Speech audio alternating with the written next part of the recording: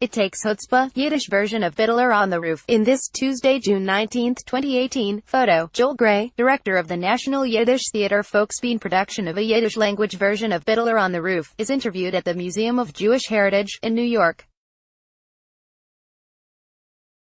AP photo, Richard Drew, New York, AP. It might seem meshuggah, crazy, to stage a beloved musical in a language that most of the audience won't understand.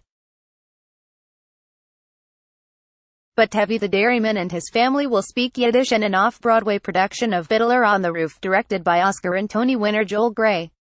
Previews start Wednesday for the show, which will be the first ever U.S. production of Fiddler in the language its characters would have spoken.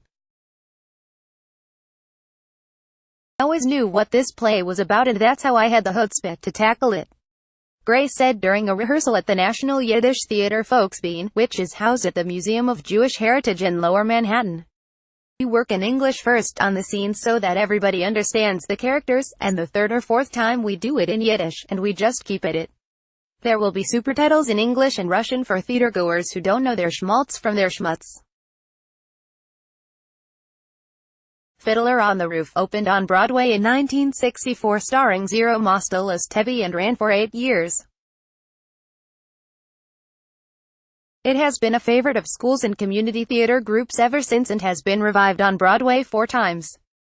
Its songs including Sunrise, Sunset, and If I Were a Rich Man are familiar even to people who've never seen the show.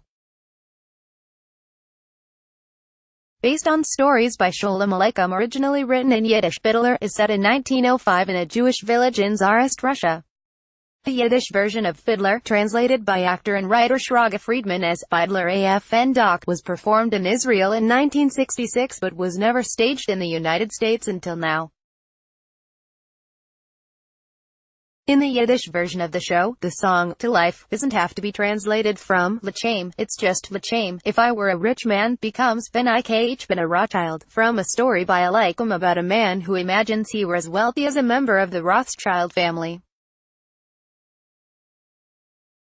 The new production shows how decades of work to preserve Yiddish by organizations including the Folksbiene, Yiddish for World Stage, have paid off. For more than a generation we've had an explosion of contemporary Yiddish arts and culture by musicians, poets, theater makers, scholars and writers who have studied the language and its history and its incredible volume of modern literature and eclectic music, said Elisa Solomon, the author of Wonder of Wonders, A Cultural History of Fiddler on the Roof, published in 2013. Solomon said, Fiddler is free to just kind of be it itself in a way that 50 years ago it couldn't be in some circles because there was an absence of that vibrant Yiddish culture. Yiddish, which is based on German with elements taken from Hebrew and other languages and is written with the Hebrew alphabet, was once spoken by millions of Eastern European Jews but fell victim both to the Holocaust and the pull of assimilation. Isaac Bashevis, singer, who won a Nobel Prize for his stories written in Yiddish, famously said the language has been dying for 1,000 years, and I'm sure it will go on dying for another 1,000. Immigrants to the United States built a thriving Yiddish theater scene that launched the careers of famed acting teacher Stella Adler and stars such as Edward G. Robinson. The Folksbiene was founded in 1915 and was once one of more than a dozen Yiddish theater companies on Manhattan's Lower East Side.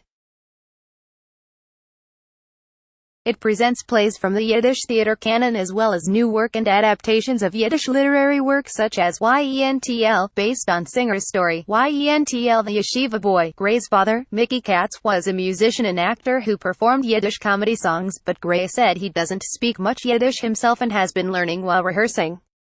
Gray watched as the actors rehearsed the tavern scene from Fiddler, in which Tevi agrees to let the butcher Lazar Wolf marry his eldest daughter. To a non-Yiddish speaker, the most easily understood words were schnapps and vodka. The 86-year-old is best known for his role as the Master of Ceremonies in Cabaret, a musical that improbably turned the rise of Hitler into popular entertainment. He brings a whole other dimension in terms of his theatrical knowledge and sense, said Zalman M. Lotek, the Folksbiene's artistic director. It's an experience. Copyright 2018 The Associated Press. All rights reserved. This material may not be published, broadcast, written or redistributed. Advertiser content.